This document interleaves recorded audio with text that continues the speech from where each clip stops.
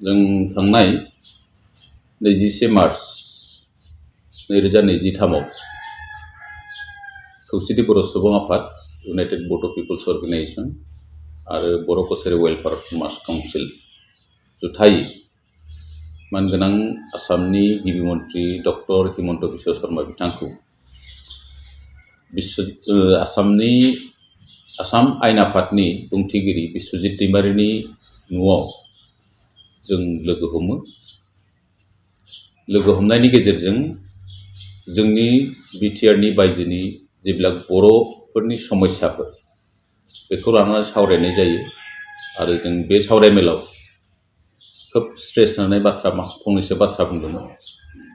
जे बर' कसारी वेलफेयार मास काउन्सिलनि गामिफोरखौ सोसनजोबनानै बियाबफोरखौ दाफुंनानै थाबनो बिसायख'थि फाथिनांगौ होननानै जोङो 1 नम्बरावनो आसामनि गिबि मन्थ्रिनिसिम दाबि दैखांदोंमोन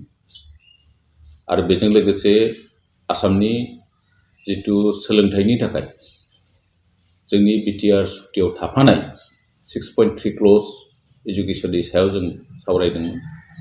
आरो बेजों लोगोसे हा-हुनि जेब्ला 2006 नि जितु फरेस्ट राइट एक्ट बे एक्टनि सायाव जों सावरायदोंमोन आरो बेजों लोगोसे जोंनि बर' कसारी वेलफेयार मास काउन्सिलाव जोंनि जितु रांबावजा बेखौ बारायनो थाखाय जों रायज्लायदोंमोन। दा बे सावरायनायाव आसामनि मानगोनां गिबि मन्थ्रिया खोब गोसो होनानै बुंदोंमोन जे बियाबफोरखौ जोंनो थाबनो दाना होनानै बिसायख'थिखौ थाबनो फाथिना होगोन होननानै बुंनायाव जों बिथांनिसिम गोजोननाय फोरमायदों आरो बेबादियैनो थांनाय 2 मे 2023 आव जितु नटिफिकेसन होबाय गामि सोसननाय आरो बियाब दानायनि थाखाय बेनि थाखाय जों आसाम सोरखारनिसिम रोजा रोजा साबायखर बावदों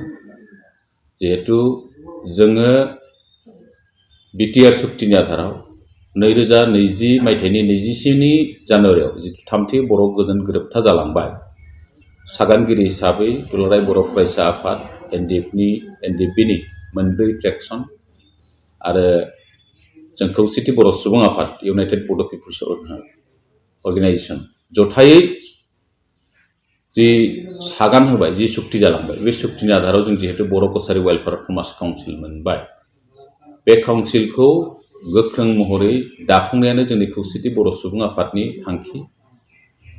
आरो गामि सोसननाय आरो समष्टि आरो बिसायख'थिनि उनाव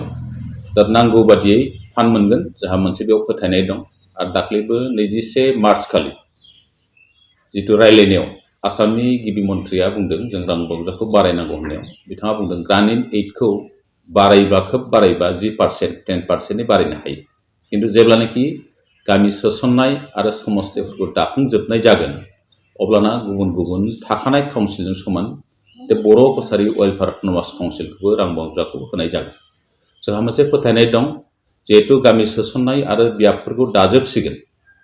20 अक्ट'नि गेजेराव 4 अक्ट'निफ्राय जागायनानै 12 अक्ट'सिम जेब्ला क्लेम खालामनो हागोन आरो अबजेक्सनफोर माबा माबि थानाया 20 मेसिम जागोन बिनि मादाव जाफुंजोबगोन। जों आसा फारिदों बियाबफोर दाफुंनायनि उनाव थोजासे रांबावजा मोननायनि उनाव जोंनि बिटिआरनि बायजोनि जेब्ला बर'फोरनि समस्याफोर दङ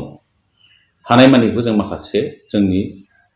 गुबै जेब्ला गोनांथार आयदा बेफोरखौ जों गावनो गाव सुस्रांना लानो हागोन आरो जों बुंबोबाय थादों बे काउन्सिलनि दारै जों सोलोंथाइ आरो रांखान्थि बिथिङाव जों दावगानो हागोन सामाजिक बिथिङाव दावगानो हागोन बिसेसकै रांखान्थि बिथिङाव जों दावगानो हागोन होननानै जोंहा मोनसे फोथायनाय दं आरो जों बुंबोबाय थादों जे माहारिनि गेजेराव जितु रांखान्थियारि बिथा दानो हायाब्ला जितु जोंनि माहारियारि बाद बे गोजोर जाया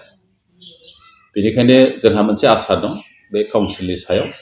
बे काउन्सिलखौ लानानै जोंनि बिटिआरनि बायजोआ अथ' गोबाव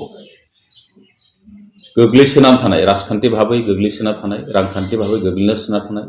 सोलोंथाइ भाबै गोग्लैसोना थानाय सामाजिक भाबै गोग्लैसोना थानाय बे माखासे बिटिआरनि बायजोनि बे 10 लाख बर'फ्रा बे काउन्सिलनि दारै मोनसे गेरेमसा आरो गोजोर मोनसे महर होनो हागोन हारिखौ होननानै जोंहा फोथायनाय दं। बे गामि सोसननाय आरो बियाबखौ दाफुंनो हानायनि थाखाय आरो थाबैनो बिसायख'थिखौ फाथिनो जों डिमान्ड होबोगासिनो दं। जिहेतु